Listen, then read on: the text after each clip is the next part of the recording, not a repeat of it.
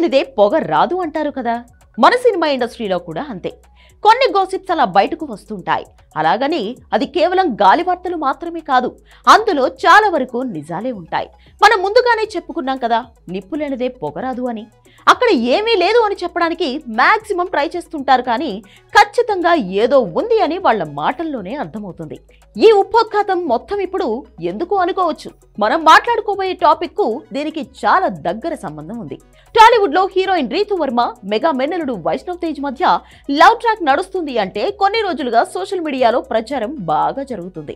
ఉప్పెన సినిమాతో హీరోగా పరిచయమైన ఈయన ఆ తర్వాత సరైన విషయం కోసం బాగా స్ట్రగుల్ అవుతున్నాడు. కొండపొలం, రంగరంగ వైభవంగా, ఆదికేశవ లాంటి సినిమాలు ఇలా వచ్చి అలా వెళ్లిపోవడంతో కెరియర్ నిలబెట్టే సినిమా కోసం వెయిట్ చేస్తున్నాడు వైష్ణవ్. అలాంటి కథలు ఎవరు తీసుకొస్తారా అని వెయిట్ చేస్తున్నాడు. ఇదే సమయంలో ఈయన హీరోయిన్ రీతు వర్మతో రిలేషన్ లో ఉన్నాడంటూ ప్రచారం మొదలైంది. అంతేకాదు, వరుణ్ తేజ్, లావణ్య త్రిపాఠి పెళ్లికి టాలీవుడ్ నుంచి వెళ్లిన అతి కొద్ది మంది అతిథుల్లో రీతు వర్మ కూడా ఉంది. ఏ రిలేషన్ లేకపోతే మెగా కుటుంబంతో ఈమెకు ఏమి సంబంధం ఉందని అంత దూరం పెళ్లికి వెళ్ళింది అనే ప్రశ్నలు కూడా వస్తున్నాయి. ఈ విషయంపై ఇటు వైష్ణవ్ గాని అటు రీతు వర్మ గాని ఇప్పటి వరకు స్పందించింది లేదు. అలాగని ఆ న్యూస్ ఖండించింది కూడా లేదు. జస్ట్ అలా వింటూ ఎంజాయ్ చేస్తున్నారంతే. మరోవైపు రీతు వర్మ కూడా తన మీద వస్తున్న గాసిప్స్ ఏ రోజు అబద్ధమని చెప్పలేదు. హాయిగా ఈ రూమర్స్ అన్ని ఎంజాయ్ చేస్తూనే కెరియర్ పరంగా కూడా బిజీగా ఉంది ఈ బ్యూటీ. ప్రస్తుతం సినిమాల కంటే ఎక్కువగా వెబ్ సిరీస్ల మీద ఫోకస్ చేస్తుంది. ఫ్యూచర్ అంతా ఇదే అని ముందుగానే పసిగట్టి వాటిపైనే ఎక్కువగా దృష్టి పెడుతుంది. ఎలాగో సినిమాలలో ఇప్పుడు ఛాన్సులు వచ్చేలా కనిపించడం లేదు. ఒకవేళ వచ్చినా కూడా కెరియర్ నిలబడుతుంది అనే ఆశ లేదు.